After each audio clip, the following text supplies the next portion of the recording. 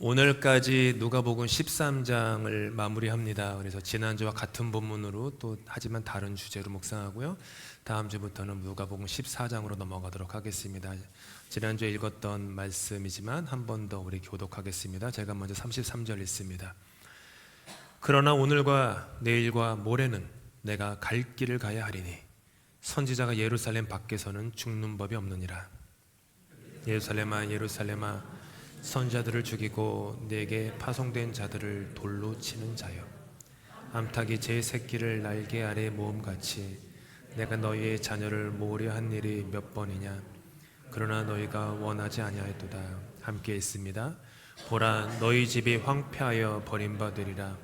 내가 너희에게 이르노니 너희가 주의 이름으로 오시는 이를 찬송하리로다 할 때까지는 나를 보지 못하리라 하시니라. 아멘. 주의 이름으로 오시는 이를 찬송하리로다 라는 제목으로 함께 말씀 나누도록 하겠습니다. 그렇게 생각하지는 않는데 제가 좀 어렸을 때 조숙했던 것 같습니다. 보이기에는 안 그러시죠? 지금 비웃으시는데 몇 분들이. 중학교 때부터 동네 서점 가는 거를 좋아했었습니다. 그래서 서점에 가서 뭐 시집이나 그리고 소설이나 뭐 철학책이나 이런 것들을 보는 거 좋았는데 겁먹들어서 그런 것 같아요. 왜냐하면 내가 중학생인데 사춘기 때여가지고 조금 더 어른들이 읽는 성숙한 내용의 글을 읽으면 내가 좀 어른이 된 것 같은 느낌을 갖고 싶었던 것 같아요. 지금 돌아보면. 그래서 그 중학교 뭐 한 12살, 13살에 읽지 않을 법한 책들을 제가 그 당시 좀 많이 읽었습니다. 지금도 기억나는데 서점에서 그냥 제목에 확 그냥 마음이 사로잡혀가지고요, 만지작 하다가 그냥 사가지고 읽었던 소설이 있습니다. 사실 뭐 중학생이 읽기에는 어울리지 않는 책이긴 한데 읽어보셨는지 모르지만 체코의 가장 그 저명한 작가인 밀란 쿤데라가 지은 참을 수 없는 존재의 가벼움이라는 책입니다. 그냥 제목에 꽂혔어요. 그냥 제목이 모든 것을 저에게 말해 주었습니다. 참을 수 없는 존재의 가벼움. 소설에 보면 주인공 남자가 토마스인데 이 사람은요, 가벼운 삶을 추구하는 사람이었습니다. 삶의 무거운 책임? No. 나를 구속하는 어떤 것들? 절대 안 돼. 심지어 진정한 사랑마저도 짐으로, 부담으로 여기면서 이 토마스는 철저히 가벼운 삶을 추구합니다. 그래서 누구에게도 무엇에게도 매이지 않고 깃털처럼 자유롭게 날아다니는 삶이야말로 정말 행복한 삶이야 라고 굳게 믿으며 그런 삶을 견지해 나갑니다. 하지만 시간이 지나면서 삶의 우여곡절을 겪으면서 조금씩 나이가 들어가면서 이 토마스는 결국 깨닫게 됩니다. 뭐냐 하면 나의 인생에서 책임과 사랑이라고 하는 무게가 있는데 그 무게가 사라지면 그 가벼움은 사실은 나에게 자유를 주는 것이 아니라 오히려 견딜 수 없는 공허함과 허무함만 남겨둔다. 인간은 결국 내 영혼을 묶어두는 묵직한 무게가 없이는 단 하루도 온전히 자유롭게 온전하게 살 수 없는 그런 존재다라는 것을 깨닫게 됩니다.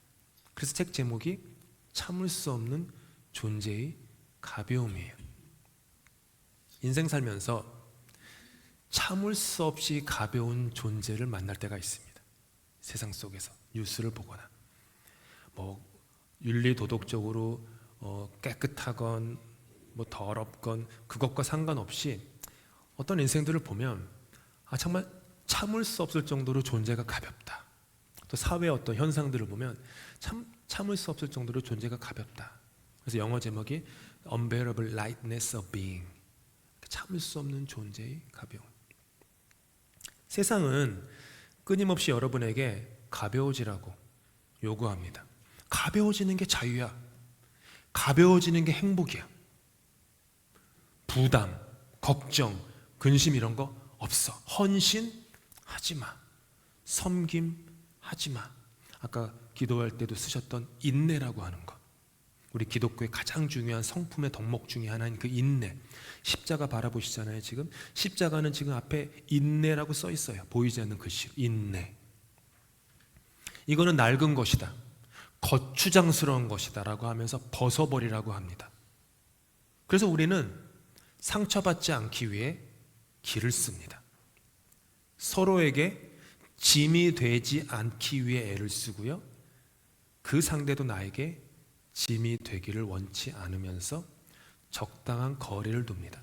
물론 그 전문직 프로페셔널들 보면은 프로페셔널 디스턴스라는 용어가 있어요. 전문적인 직종에 가진 사람들이 그 클라이언트와 가지는 그 거리라는 거는 그 윤리 도덕적 차원 때문에 필요한데요, 모든 영역이 그렇게 된다라는 거예요. 현대 사회 속에서는. 가정 안에서도요. 사춘기 자녀 길어보시면 아시지만 사춘기 자녀들의 티피컬한 게 뭐냐면은 조용히 자기의 방으로 들어가서 조용하지만 굳게 자기 문을 닫는다. 이게 사춘기 자녀들의 특징이죠. 부모와 자녀 사이에도요, 남편과 아내 사이에서도 서로의 깊은 아픔과 존재의 무게를 짊어지지 않으려고 무던히도 애를 씁니다. 하지만 이와 같은 참을 수 없는 존재의 그리고 관계의 인생의 끝에 남는 것은요, 참으로도 날카로운 외로움입니다. 세계보건기구 WHO는 최근 외로움을 전 세계적인 보건 위협으로 규정했습니다. 실랑가 모르겠어요. 외로움이 전 세계적인 보건 위협이에요. 2023년 말에 그래서 외로움을 해결하기 위해서 사회적 연결위원회라는 것을 출범시켰어요. 외로워서 사람들이 단절되고 고립되어 있다는 사회적 현상 때문이죠. 미국에는 공공의료의 가장 높은 책임자를 의무총감이라고 Surgeon General이라고 부릅니다. 그 의무총감이 미국의 모든 공공의료를 결정하고 총괄해요. 그 비백 머시라고 하는 의무총감이 있었는데 이 사람이 어떤 얘기를 했냐면 외로움이라는 것은요, 건강에 해로운 전염병인데 얼마나 해로우냐 하면은 외로움은 마치 하루에 담배 15개비를 피우는 것처럼 해롭다라고 얘기해요. 담배 15개비 하루에 피워보셨습니까? 몇 분? 없네. 네. 담배 15개비. 그 정도로 외로움이 우리에게 주는 정신 그리고 육체적 질병이라는 거예요. 영국과 일본은요, 심지어 그래서 영국에는 또 일본은 특히 예전부터 이 문제가 사회적 문제이지 않았습니까? 한국은 뭐 지난 1, 20년 사이에 큰 문제로 대두됐지만 일본은 옛날부터 문제였어요. 그래서 장관을 임명했는데 장관의 이름이 외로움 담당 장관이에요. 진짜로 외로움 담당 장관이 있어요. 외롭지 않으시죠? 네? 다행이에요. 네? 그 군중 속의 고독을 느끼시나 모르겠지만 토마스처럼 가벼운 삶을 추구했는데 결국 남은 건 참을 수 없는 존재의 가벼움밖에 없었다라는 거예요. 그래서 외롭다라는 거예요. 고독하다라는 거예요. 단절되어 있다라는 거예요. 모두가 다 섬 같아요. 섬처럼 떨어져 있는 거예요. 책임과 사랑이라는 묵직한 사회적 그 어떤 관계적 연결이 없었기 때문에 지금 전 세계는 불이 나게 서둘러서 연결을 하려고 이렇게 국가적 차원에서 애를 쓰고 있을 정도예요. 하지만 예수님은 2000년 전에 이미 다 보셨어요. 하나님이라고 하는 묵직한 사랑을 밀어내는 거예요. 가볍고 싶어서. 하나님, 당신의 영역은 여기까지입니다. 나머지는 제 영역이니까 터치하지 마십시오. 가볍게 살겠습니다. 편하게 살겠습니다. 성숙한 것을 나에게 요구하지 마시고 예수를 닮는 삶을 나에게 굳이 강요하지 마십시오. 내가 하고 싶은 것, 먹고 싶은 것, 되고 싶은 것 다 해보며 살겠습니다 하면서 하나님의 묵직한 사랑을 밀어냈어요. 그러면서 그렇게 가벼운 욕망에 자신을 던진 인생의 끝에 뼈아픈 그 고독을 꿰뚫어 보시면서 35절에 이렇게 얘기하세요. 함께 읽어볼까요? 시작. 보라, 너희 집이 황폐하여 버림받으리라. 아픈 말입니다. 보라, 너희 집이 황폐하여 버림받으리라. 여기서 집은 그냥 예루살렘 성전만 말하는 게 아닙니다. 예루살렘 성전뿐만 아니라 그 예루살렘이라는 도시, 이스라엘이라는 민족뿐만 아니라 2000년 후에 나라고 하는 영혼의 집, 우리의 가정, 부부 사이, 부모와 자녀 사이, 그리고 교회라고 하는 집, 런던이라고 하는 집, 온타리오라고 하는 집, 캐나다라고 하는 집, 세계라고 하는 그 집이 황폐하여 버림받았다. 헬라어 원문을 제가 찾아보니까 황폐라고 하는 단어는 써있지 않았습니다. 근데 굳이 한국어 성경에 황폐라는 단어를 넣은 이유는 이 마태, 마가, 누가, 요한복음은 병렬 구절이라는 게 있어요. 똑같은 유사한 말씀이 나오는데 마태복음 23장에 예수님께서 황폐하다라는 단어를 쓰셨기 때문에 아마 누가복음을 번역하는 그 한국 분들이 황폐라는 단어를 좀 더 강조하기 위해서 넣은 것 같아요. 원래는 헬라어를 그대로 하면 보라, 너희 집이 버림받으리라 라고 뜻이 이렇게 되어 있어요. 버림받으리라. 근데 이 버림받으리라고 하는 헬라어 앞이 에미가 참으로 슬픈 단어입니다. 버림받았다라는 것은요, 내가 주인이 되어서 내 뜻대로 내 인생을 내 고집으로 살려고 하기 때문에 하나님이 나의 고집을 꺾지 않으시고 그냥 그저 내가 선택한 길을 내 멋대로 가도록 내버려 두었다라는 뜻이에요. 버림받으리라. 그러니까 내버려 둔 거예요. 성경에서 말하는 사도 요한도 그렇고요, 예수님도 그렇고요, 하나님이 인생에게 하시는 가장 큰 심판이 뭔지 아십니까?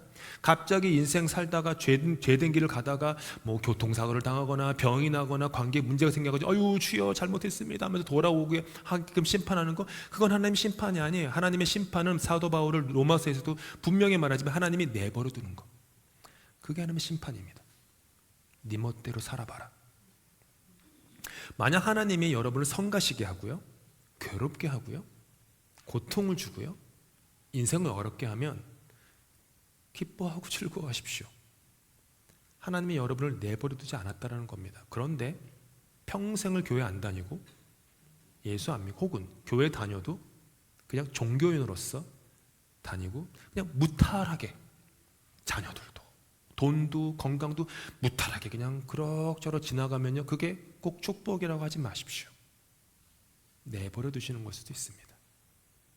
하나님의 심판은 내버려 두는 거예요. 여기 보니까 예수님이 보라, 너희 집이 내버려 둔 바 되리라.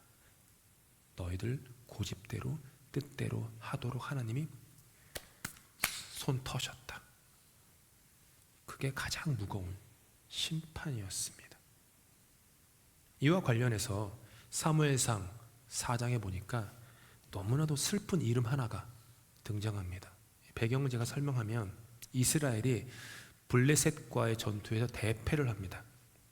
그리고 모세의 십계명이, 그리고 모세의 그 궤가 들어있는 언약궤, 법궤죠. 언약궤를 블레셋에게 빼앗기고 맙니다. 난리가 난 거예요. 그 하나님의 임재인데 그걸 빼앗긴 거예요. 이 소식이 전해지자 당시 제사장이었던 엘리가요, 큰 충격을 받고 의자에서 뒤로 넘어져 가지고 목이 부러져 그 자리에서 즉사합니다. 엘리가 성경에 보니까 몸이 비대했거든요. 영적인 해석인데 넘어진 거예요. 몸이 너무 비대해서 놀라가지고.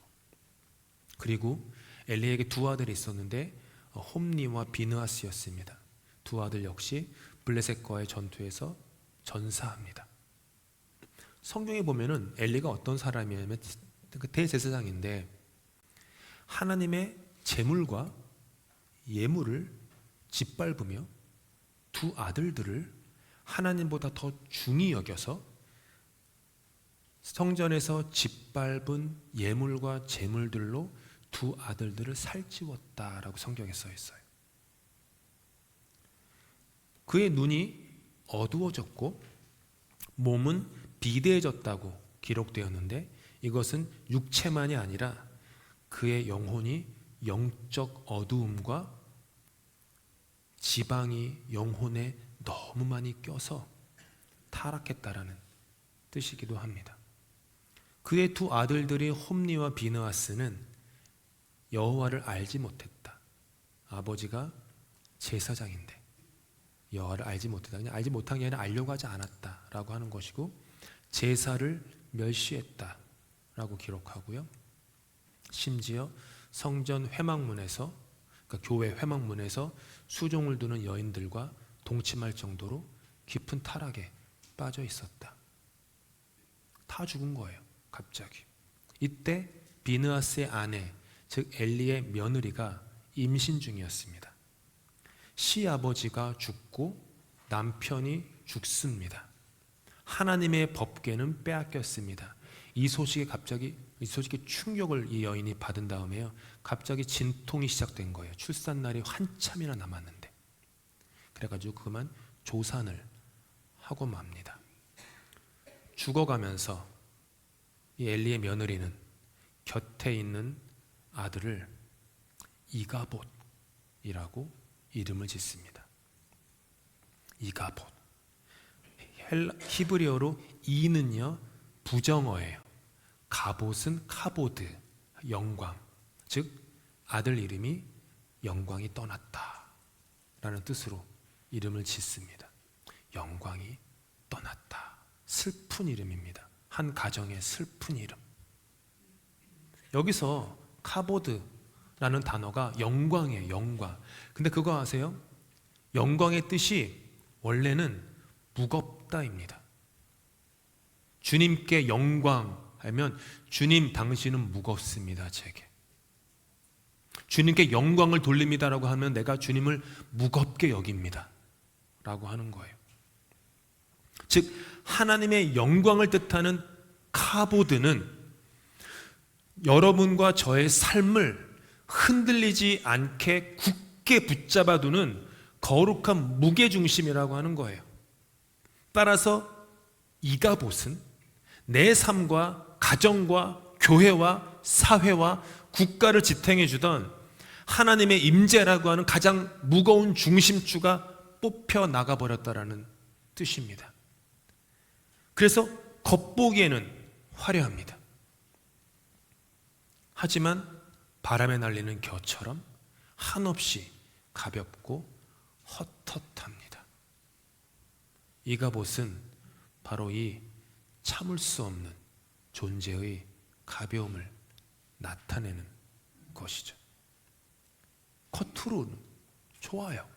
화려해요. 우리는 보이는 것들을 중히 여깁니다. 그러니까 나의 진정한 자아를 돌보기보다는 보여지는 나를 너무 중히 여겨요. 마치 쇼핑몰에 있는 마네킹처럼 속에는 생명이 없는 껍데기밖에 아닌데 겉에는 화려한 옷과 장신구를 단 그런 화려한 디스플레이, 전시되어 있는 나를 우리는 늘 중히 여기다가 참을 수 없는 존재의 가벼움에 빠집니다. 여러분의 가정은 어떠십니까? 겉으로는 번듯해 보이고 무탈해 보이고 남들 부러워할지도 모르지만 정작 가정의 깊은 내면의 영혼에는 하나님의 임재라는 묵직한 무게중심이 있으십니까? 십자가의 은혜 대신에 각자의 그 자존심만 날카롭게 살아서 부딪히고 십자가의 자기 부인 대신에 헤롯의 길만을 강요할 때 가정재단에서 하나님의 영광은 떠나갑니다. 죽어가는 비느하스의 아내가 핏덩이 아들에게 지어준 이가봇이라는 그 비극적인 이름은 나의 힘으로 나를 구원할 수 없다는 철저한 자기 절망의 선언입니다. 그런데 사랑하는 성도 여러분, 하나님은 나의 삶이 이가봇의 황폐함 속에 머물도록 결코 내버려 두지 않으십니다. 절망이 비록 나에게는 끝으로 보일지라도 그것이 하나님의 끝은 아닙니다. 정호승 시인이 봄길이라는 시에서 아주 좋은 말들을 했는데, 길이 끝나는 곳에서도 길이 되어주는 사람이 있다라고 얘기해요. 길이 끝나는, 나의 인생의 길이 끝나는 그 곳에서도 바로 그곳에서 새로운 길을 만들어내시는 주님이 계신 겁니다. 끝나지 않을 것만 같았던 겨울길 너머에도 봄길이 되어주시는 주님이 내 삶에 있습니다. 마음에 사랑이 메말라 황폐만 남았어도 여전히 내 안에 사랑으로 남아주시는 분이 주님이세요. 참을 수 없는 존재의 가벼움으로 병들어가는 우리의 이가봇, 그 얼어붙은 겨울 같은 영혼에 가장 무거운 십자가 사랑으로 생명의 봄을 피워내시고야 마는 분, 그분이 예수 그리스도 여러분의 주님이십니다. 그래서 절망의 막다른 길 끝에 주님은 작은 오솔길 하나를 만들어 두십니다. 35절 말씀 읽어볼까요? 시작. 너희가 주의 이름으로 오시는 이를 찬송하리로다 할 때까지는 나를 보지 못해. 이 말씀은 영원한 이별의 저주의 말씀이 아니에요. 내가 주 예수 그리스도를 갈망하면서 주님 원합니다. 오늘 성가대가 고백한 것처럼 주님 원합니다. 주님 필요합니다. 내 마음에 찾아와 주시옵소서. 황폐한 내 자녀의 마음 가운데 들어와 주시옵소서. 절망 가운데 있는 내 배우자의 마음 가운데 주님 들어와 주시옵소서. 이 교회 가운데 주님 들어와 주시옵소서. 당신을 원합니다. 당신을 필요합니다. 마음의 문을 엽니다. 들어오셔서 내가 그동안 차지했었던 내 삶의 왕좌를 주님께 되돌려 드리니 좌정하사 다스리옵소서. 이 고백을 하는 겁니다. 주의 이름으로 오시는 이를 찬송하리로다. 항복선언이에요. 회개예요. 내가 그동안 내 인생을 쥐락펴락했습니다. 회개합니다. 내 자녀의 인생을 주인 삼아 주장하려고 했습니다. 회개합니다. 주님의 구속이 싫어서 가벼운 삶만 추구하였던 존재의 가벼움을 회개합니다. 이 교회의 주인이 주님 한 분이심을 몰랐던 과거를 회개합니다. 그러니 주님, 내 인생 가운데, 우리 인생 가운데 오시옵소서. 거룩하고 경외로운 하나님의 이름으로 오시어 묵직한 무게 중심이 되어 주시옵소서. 그래서 삶의 폭풍우가 몰아칠 때 흔들리지 않고 벼랑 끝에서도 굳건히 선 나무가 되게 하여 주시옵소서. 이 고백이에요. 무거워지십시오. 무거워야 됩니다. 너무 시리어스해지라는 뜻은 아니에요. 무거워져야 됩니다. 무슨 말을 해도 무겁게 말을 해야 합니다. 행동을 해도 무겁게 행동해야 합니다. 가벼우면 탈이 납니다. 한번 과거를 돌아보세요. 내가 무겁지 못해가지고 그냥 입에 담아두었으면 되는데 말하는 바람에 자녀에게 상처 주었던 그 많은 말들. 아유, 그냥 입이 웬수지, 그냥 가만히 있을까. 그냥 또 애한테 옆집에 철수랑 비교하고 영이랑 비교해가지고 막 그런 거. 또 입이 무거워야 돼요. 무거워야 돼요. 가정에서도 무거워야 되지만 교회에서도요, 입이 무거워야 합니다. 반드시 그래요. 특히 뭐 당회나 당회원들은 목사를 비롯해서 무거워야 돼요. 할 말 다 알고 다 하고 살면 참을 수 없는 존재의 가범에 빠져서 멸망합니다. 인내해야 돼요. 참아야 돼요. 무거워야 돼요. 목회자 수양회를 피커링에서 했어요. 만내사 수양관이라고. 수양관 너무 좋더라고요. 2시간 반 거리인데 저는 이 런던에 와서 좀 어려운 게 교인들 데리고 뭐 짧은 무슨 피정이건 명성 훈련을 하기 위해서 가려고 해도 갈 데가 별로 없어요, 여기는. 그래가지고 근데 피커링 갔더니 너무 예쁘더라고요. 예수의 분들은 이제 온 전 세계에 좋은 땅을 다 가지고 있는 것 같아요. 좋은 땅들은 다 예수회가 가지고 있어요. 부동산 무슨 커미티가 있나 봐요. 장로교는 그런 게 없어가지고 늘 아쉬워요. 근데 첫날 이름만 들면 아세요. 우리 캐나다 장로교에서 가장 그래도 성공적인 목회를 하셨던 그 한참 선배 목사님들, 한 분은 외국에 선교하러 가셨고 또 미국에 계셔도 온라인으로 만나가지고 얘기를 했는데요. 다들 고백하는 걸 평생 한 30년 이렇게 목회하면서 몇 번이나 그냥 그만두려고 하시더라고요. 너무 힘들었대요. 너무 힘들었대요. 그래도 바람에 나는 겨처럼 넘어가지 않았던 것은 그 안에 주님이 부르신 그 사명이 있었기 때문이에요. 위기가 많으셨더라고요. 몰랐어요. 여러분 잘 아시는 박철수 목사님, 한석현 목사님, 서북의 박건수 목사님, 김인기 목사님 네 분이 다 한결같이 그렇게 얘기하시는 거예요. 좀 괜찮은 줄 알았는데 너무너무 힘들고 너무너무 어려웠었지만 다시 주님께서 자신들을 사명의 부르심으로 무게중심으로 붙잡아 주셨던 은혜가 있어서 여기까지 왔다고 한결같이 고백하시대요. 근데 그게 어디 목회자뿐입니까? 모든 아버지가, 모든 어머니가, 모든 남편이, 모든 아내가, 모든 당회가 다 그런 것 아니겠습니까? 그때 하나님은 그렇게 다시 한번 주님의 부르심으로, 제가 우리 교회가 더 이상 생존의 시기가 아니라 사명의 시기라고 말씀드렸지만 생존이 아닌 사명의 무게중심으로 교회를 굳게 세울 때, 왜 우리 교회가 이곳에 있습니까? 사우스 크레스트라는 이곳에 수많은 교회가 있습니다.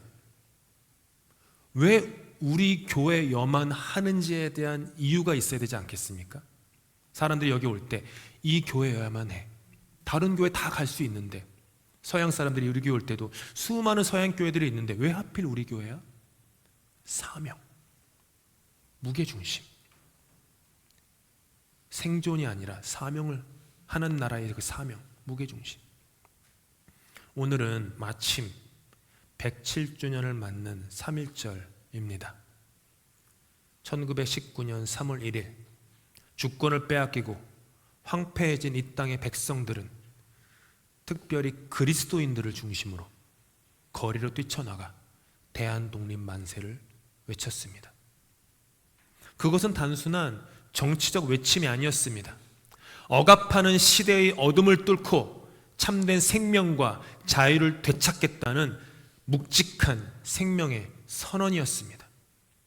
107년이 지났지만 우리에게도 여전히 이 거룩한 영적 독립 선언이 필요합니다.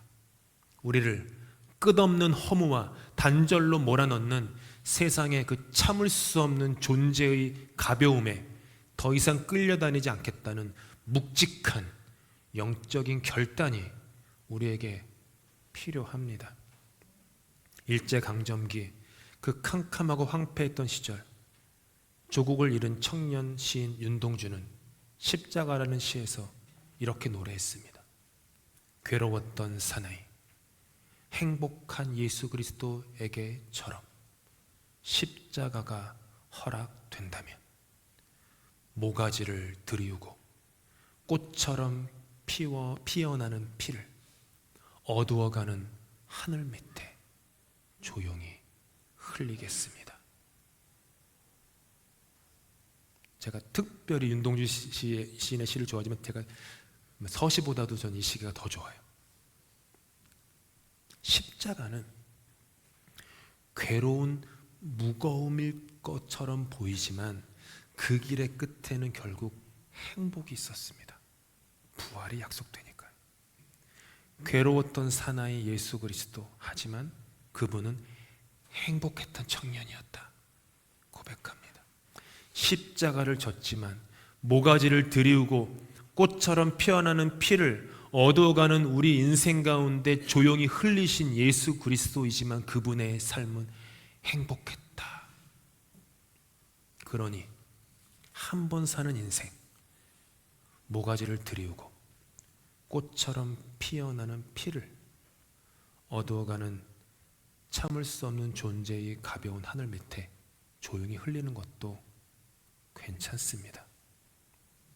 우리가 짊어지는 그 십자가의 무게가 우리가 조용히 흘리는 헌신과 사랑의 땀방울과 눈물은 결코 땅에 떨어져 허무하게 증발되어 버리지 않기 때문입니다. 우리의 묵직한 십자가의 사랑이 닿는 곳마다 영광이 떠나버린 이가봇의 황폐한 가정과 교회와 사회마다 생명이 피어나는 새로운 봄길이 열리기 때문입니다.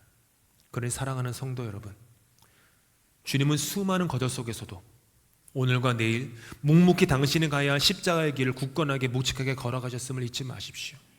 그러니 화려하지만 텅 빈 세상에 가벼움을 쫓던 고단한 걸음을 멈추십시오. 내 힘으로 내 인생과 가정의 교회의 주인이 되려 했던 무기력한 그 고집도 내려놓으십시오. 대신 매 순간 마음 깊은 곳에서부터 묵직한 영적 독립만세를 불러보십시오. 주의 이름으로 오시는 이를 찬송하리로다. 함께 고백해 볼까요? 시작. 주의 이름으로 오시는 이를 찬송하리로다. 기도하시겠습니다. 하나님 아버지, 하나님의 빛이 찬란하게 덮인 영광이 떠나버린 것 같은 우리의 텅 빈 마음과 가슴과 가정과 교회 위에 이 시간 십자가의 묵직한 사랑을 초청합니다. 주의 이름으로 오시는 이여, 우리 삶의 한가운데로 들어와 좌정하여 주시옵소서. 바람에 날리는 겨처럼 흔들리던 우리 인생에 주님께서 거룩하고 단단한 무게중심이 되어 주시옵소서.